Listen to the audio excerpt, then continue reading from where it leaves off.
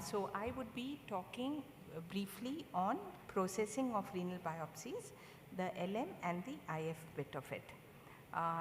Utility of renal biopsies is something which is not necessary for this audience, but basically, is there a pointer here? Yeah. So basically it's for diagnosis, to assist in management, and for prognosis.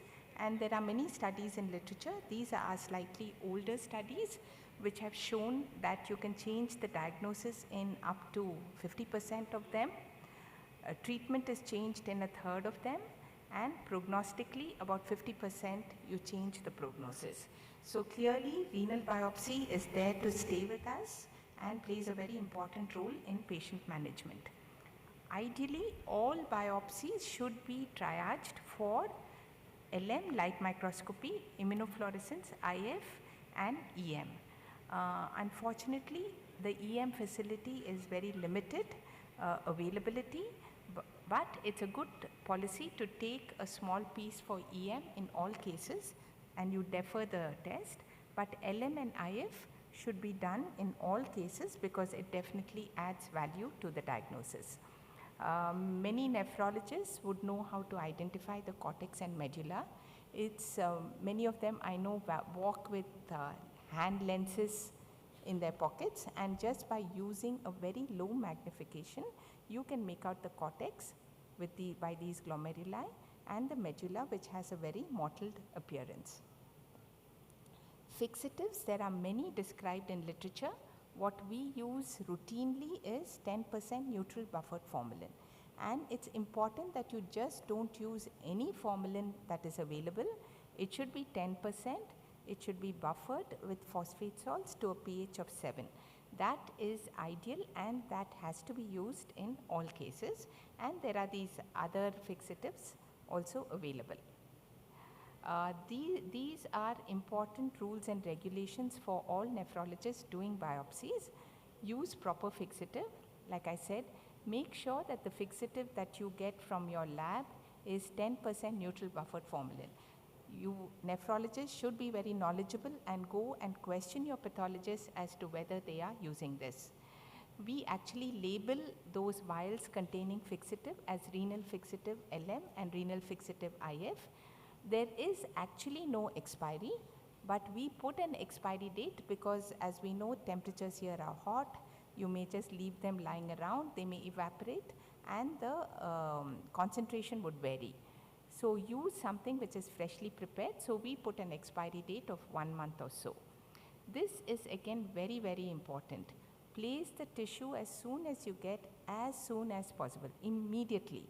Don't wait for anything. Don't leave that important task of putting it in the fixative to somebody junior, to somebody untrained, to your technician, to your nurse. Make sure that you put it immediately in fixative, and the fixative should immerse completely. That is again the responsibility of the nephrologist. Usually we have fluid up to the brim, so make sure that it immerses. If it's floating, you know for sure it's probably fat and you have not got renal tissue. After you do that, close the stopper because you're going to transport it. It might leak. Seal it with a plaster which is readily available and ensure there is no leak. The other important thing is to always label it. Label it with 2 identifiers, name of the patient and your record number, your hospital number, something. Because there could be names which are common, Srinivas, Lakshmi, Lalita and so on, and you could easily mix up specimens. And once you do the biopsy, there is no way you can tell one renal biopsy from another, one patient from another, unlike big surgical specimens where you can identify even if it's not labeled well. So make sure it's labeled, and because you're doing it, it involves an invasive procedure, a lot of time, money, energy. Make sure that it reaches your lab as soon as possible. Processing, after it is in formalin, its fixation, minimum we say 3 to 4 hours because it's a small tissue. Processing involves 3 steps: dehydration, clearing, impregnation. That is why it takes time for us to make the sections. Then there's embedding, and then there's cutting, which is very crucial. you need to cut it at 2 to 3 microns. How long does this processing take? If it's an urgent biopsy, like say a transplant or an RPRF, we could do it in 4 hours. But sometimes if it's not so urgent, if it's an elective thing, you can put it in your overnight processing schedule, which takes up to 12 hours. Now these are pictures from our own lab, and this is how we do it. These renal biopsies are labeled with our lab accession numbers, and we make sure that those accession numbers are in cassettes and they are double checked so that there is no mistake at all there. After that, these cassettes are loaded over here in a basket, and these are the 2 types of processors that we have. This is a closed automated processor, and this is a processor where the tissue is in basket and it goes from dehydration to clearing to impregnation, and similarly over here. So once the processing is complete, we sort of make blocks, and we have molten wax here, paraffin wax, and they are dispensed over here, and you have these small stainless steel molds, and you put the holder on that and then the tissue, and then you get these wax blocks. Okay? And these wax blocks again will have those same laboratory numbers. So once they are thing, and then this is the microtome where we cut the sections, and this is how you need a very good technician who would cut these, and you can see these ribbons float off onto this water bath. Okay? So once that happens, this is the microtome, and you can see the wax block there, the cutting, and this is the water bath where it is floated on, and here you can see that this is the ribbon of serial sections. We make sure that we don't miss even one section, because as you know, the lesions can be very segmental and you could miss them. So this is the wax with you can see the section on it. They are picked up on glass slides, and for each case you have the accession number, and you have we have a minimum of 6. There are labs across the world which do even 10, 12, 24 sections, 24 sets of sections. But we find that 6 should be adequate in most cases. 2 for HND, 2 for PAS, 1 for silver, and 1 for trichrome. These are stains which we do in all our cases. HND can be done using an automated stainer. There are automated stainers available even for special stains, but we can do them manually as well, and they are quite good. So once they are stained, these slides are made, and each slide, as you can see, again has 2 identifiers: name of the patient and our laboratory number, accession numbers, 2 HE, 2 PS, 1 trichrome, and 1 silver stain. And then they are ready for viewing under the microscope. Now, why are we harping about this fixation and processing so much? Here are 2 cases obtained the same day, processed the same way, well fixed. So you can see that the tubules are back to back, and here you can see these retraction artifacts. Spaces coming around the tubule, and the tubules start looking a little pale. So clearly that's a fixation artifact, and in the PS, you can see ideally it should be back to back with a well preserved brush border, and here you have these retraction, cells are pale, little darkly staining, and you could overcall an acute tubular injury. Here is yet another case which was not fixed well at all. We had to fix it in the laboratory, and you can see how horrible it is. There's complete loss of morphology, complete loss of tubules, glomeruli. You cannot make any diagnosis. Patient has undergone an invasive procedure, has spent time, money, you have spent your time only to have this under your microscope, and this is really unfortunate. So please, please make sure that you put the tissue immediately in the proper fixative. Yet another case, the biopsy was done well, put in the proper fixative, but a very over-enthusiastic nurse, because she felt it could not be transported the same day, had to be preserved well, put it in the freezer compartment, and this is freezing artifact. It came to us all melted, of course, looked proper, but the freezing artifact is irreversible. This was actually a case of diabetic glomerulosclerosis, and you can see you can make no diagnosis whatsoever with these terrible artifacts. The little bit I'll spend about why we do special stains, and the detailed morphology will be dealt with by the subsequent speakers. Basically, in the glomerulus, you need to distinguish mesangial from endocapillary cells. You have to look at the matrix, the membrane, presence of crescents, sclerosis. In the tubules, we have to identify tubular atrophy and interstitial fibrosis, injury, types of CAS, and in vessels, especially changes of TMA and arteriosclerosis. For all of this, we have special stains, and each stain sort of highlights a different aspects. Here is a normal glomerulus, and you can see this PAS positive stalk is the mesangium, and the cells in it are the mesangial cells. And in the right, you can see here the mesangium is normal, here it's normal, here it's slightly expanded over here. So these changes you can only make if you have a good processing and a PAS stain. Here segmental sclerosis, very obvious. I think the LED lighting is too bright. I think for the next speaker, if you can lower the intensity, I think it will be much more beautiful. So here you can see all the segments of sclerosis over here, again highlighted on the PAS stain. Here, two cases PAS stain, both glomeruli are sclerosed. This is the usual ischemic type of obsolescence where you have a contracted tuft and collagenous material outside. Here again, yeah, I think that's better, thank you. And here you have again the tuft, but it doesn't look PAS positive. Then you know that something is happening over here. This is amyloid where the glomeruli have actually gotten sclerosed, but still you can make the diagnosis. Mesangial cellularity, as I said, any cells in this PAS positive stalk is the mesangial cells, and anything within the capillary lumina, like you can see here, here you can't see any mesangium, and all the cells are within the capillary lumina. So that is endocapillary hypercellularity. So in a H&E stain, you may not be able to make the difference. Here is a contracted tuft over here, which is PAS positive. The proliferating cells outside is a crescent, and there is the rupture of the Bowman's capsule. Here again, the blue is the tuft, and here are the cells, and so too with the silver. This is the original tuft. These are the proliferating cells, and here the Bowman's capsule is ruptured, and this is a cellular crescent.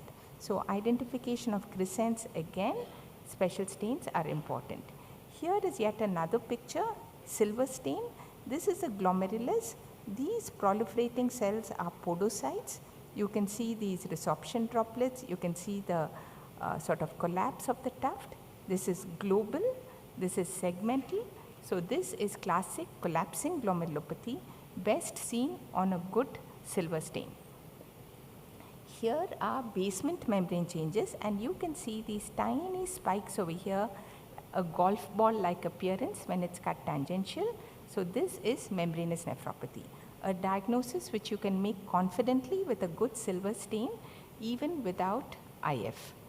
Here you have a tram track or a duplication. You have dual, you have these double contours, you can see very nicely, and that's because of subendothelial deposits. Again, the same on a trichrome, these red correspond to deposits. So the trichrome is like a poor man's EM, and you can actually make out the subendothelial deposits, the hyaline thrombi. This is classical class 4 lupus nephritis. Here is one where the glomerular lumina are obliterated by something pink and granular. They are thrombi, but if you do the trichrome, you can see that it's red and they are clear-cut thrombi, features of a TMA.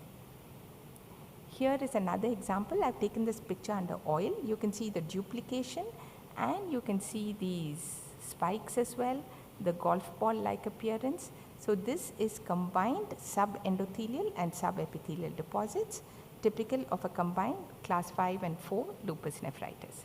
Tubular atrophy, again you need the PAS stain because the tubules are small, thickened basement membrane and widened interstitium. In an H&E stain, you may over-diagnose or under-diagnose. CAS again, These are casts which look pink on an HND, but on PS, they are PS negative. So this is light chain cast nephropathy. Trichrome is the best stain for assessing fibrosis. You can see that intense pink color and broadening, which is interstitial fibrosis in a graft. Elastic is something which you could do sometimes, and this is a duplication of the elastic lamina, which is a feature of hypertension. Okay. So now for the next 10 minutes or so, I'll just talk to you briefly about immunofluorescence. Again, the rules for transporting slightly different. Many of you would transport fresh if your lab is close by and you can do it within an hour or two. Don't put the tissue directly on a saline soaked gauze, because the piece and the gauze, threads of the gauze would sort of intermingle and you would be very difficult to extricate that tissue. Put it on a good quality filter paper. Again, a poor quality filter paper, it will all sort of dissolve and you will not get the tissue well. So on that, place it in a saline soaked gauze, wrap it well and tape it so that it does not fall out. Again, 2 identifiers, name of the patient and your hospital number. You can put it in a flask filled with ice, not in a polythene which would melt, and ensure that it reaches the lab quickly before the antigens are lost. Important, do not place specimens for LM and IF in the same container, because the IF, the formalin could leak out, it could contaminate your IF piece and then your antigens would be lost. We've had cases, good biopsies, but in a single plastic bag, the ubiquitous plastic bag, and put a lot of ice cubes in it, put the tissue in it, put the vial of formalin with the piece for LM also in it. Patient comes all the way, and by the time they reach the lab, the ice has melted, the gauze has come off, the pieces are floating in saline, and it's a disaster even for us to retrieve the pieces. So please make sure that you pack it and have some respect for that tissue, and please send the tissue well. Nowadays, for the last couple of years, we've stopped actually getting fresh tissue, except if it's in our own hospital. We use Michel's medium for transport. It works well at room temperature for up to a week or so, and that is very easy, very convenient. It's a little expensive to make the medium, but it is well worth it. The principle of IF is basically a single step direct immunofluorescence. So you have the antigen over here, and you have ready-made antibodies which are fluorescein tagged. The fluorophore that we use is FITC, fluorescein isothiocyanate. So wherever the antigen is there, you have a fluorescent signal and we see the tissue. If direct fluorescent labeled antibodies are not available, like as in Play2R or C4D, you can use an indirect immunofluorescence. First treat it with the direct antibody and then use a polyclonal antibody to this antibody, which is fluorophore tagged. So this is the indirect method also which you could use. Procedure, what we do after it's transported, if it's in Michel's medium, we have a series of washes. Here, to preserve the antigen, we use this instrument called a cryostat, which I'll be showing you, to get the frozen sections. If you cannot stain it immediately, you can put it in the freezer at -20 to -80, retrieve it, and on the day of staining, you take out the tissue, scan the sections so that all of them have glomeruli, and we take a minimum of 7 because we do G, M, A, C3, C1, kappa and lambda for all cases. It's just a very simple procedure of washing, then applying the conjugate, incubating it for about 30 to 60 minutes, wash again, mount with glycerine, and then view. So these are not permanent. You cannot store them. If you need to record them, you have to take photographs. That is a single disadvantage of immunofluorescence. And this is what we do. We get the vial with the Michel's medium, prepare the tissue, and then at the same time take out these slides and label them with a number. We take about 14 sections for each case. 7 would be extra. This is the cryostat, and this is nothing but a microtome in a cool chamber, in a minus 22 or so, and that's the higher magnification. This is minus 22. This is the chuck where we have the frozen tissue and we take the sections, and these are the antibodies which are ready-made, which are available, which we need to dilute just before use. So these are the 7 which we use routinely, and then we lay them out, we lay the sections, we label them, and we add the diluted antibody after washing. So you can see the antibody is added on all of them. Then you have to, because they are fluorophores and they can bleach, we sort of cover them, or you can do it in a dark room, incubate, wash again and mount, and your slides are ready. And you have to be very sure that they are labeled correctly, GMA, C3, C1, kappa and lambda, and you need the fluorescent microscope, not the bright field. And this is the principle of the fluorescent microscope. You have the source of the fluorescent UV light which gets reflected here, and then depending on the filter that you use, we use a 540 nanometer filter, it gets adsorbed and light in the visible spectrum is emitted, which is then seen as a bright green or a fluorescent green positivity. So we look for positivity again in all compartments, glomeruli, tubules, vessels, though glomeruli is the most important. The intensity is subjective, 0 to 4, some people use 0 to 3. In the glomeruli, I'll show you, we need to see where it is it in the mesangium, is it in the periphery? If it's periphery, what is the pattern, what is the intensity, which is the subjective intensity. In the tubules again, along the basement membrane, in the casts and in the vessel walls. What are the alternatives to direct IF? If you have only your FFPE, formalin fixed frozen paraffin sections, you can treat those sections with enzymes like pronase or proteinase K to sort of expose those epitopes and then do a fluorescence. It's not as good, but it works when you don't have any other alternative. IHC immunohistochemistry, that is using peroxidase, can we use it? There are many labs, actually the Far East, Indonesia, Malaysia, Australia, they all do IHCs, but there is a very, very rigorous processing involved, which is probably not practical in our country. So most of the Western world, most of Europe, North America, and we use IF, which is much more sensitive and specific. So this is something all of you would have seen. We look at these 7 reagents in the glomeruli, tubules, and the arteries. Okay, so this is negative. You can see the outline of the glomerulus. There is no bright green out there. This is mesangial positivity. You can see pattern typical of IgA nephropathy, and you can see that these peripheral loops are all negative. So this is not a peripheral staining, this is mesangial staining. Here in contrast is a peripheral staining, and it's actually very intense fine granular. This is a pattern typical of membranous nephropathy. Here again it's peripheral, but it's linear, it's sort of smooth and continuous, and there's a crescent over here. This is the pattern typical for anti-GBM antibody disease.